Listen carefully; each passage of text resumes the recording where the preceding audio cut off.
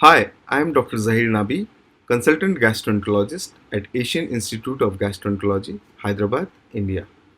I'm here to discuss the key findings of our study, which is entitled Gastroesophageal Reflux Disease after POEM is unpredictable but responsive to PPI therapy. So, why did we perform this study? Initial studies they concentrated mainly on the safety and efficacy of POEM for achalasia cardia, and they did not perform a comprehensive evaluation of GERD. But more recent studies they indicate that the incidence of GERD is high after POEM. Still, the literature is divergent regarding the risk factors and the incidence of GERD after POEM.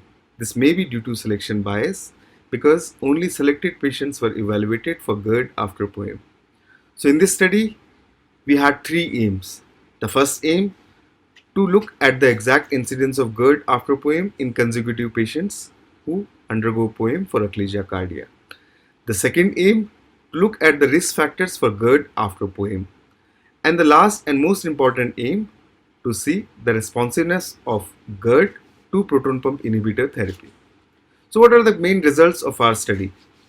First, we found that the incidence of GERD is really high after POEM. With PS study, as many as 48% of the patients they had GERD.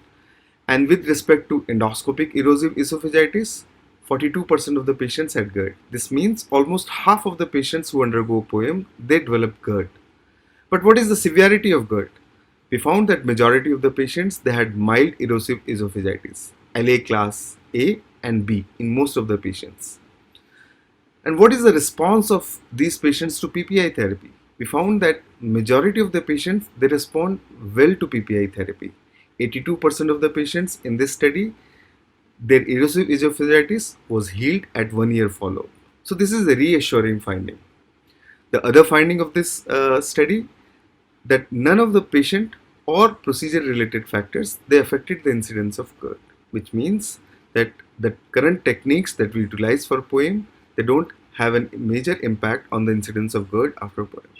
So where should we go from here? First, we should devise new techniques to prevent gastroesophageal reflux disease after POEM. I believe there are two techniques that we need to see in randomized trials. One is the preservation of sling fibers during posterior POEM. This has been shown in a non-randomized study to prevent severe reflux esophagitis. And the second, by Professor Inouye, nodes fundoplication. This technique in a small study has been shown to prevent gastroesophageal reflux disease after POEM. However, we need to see the results in randomized trials.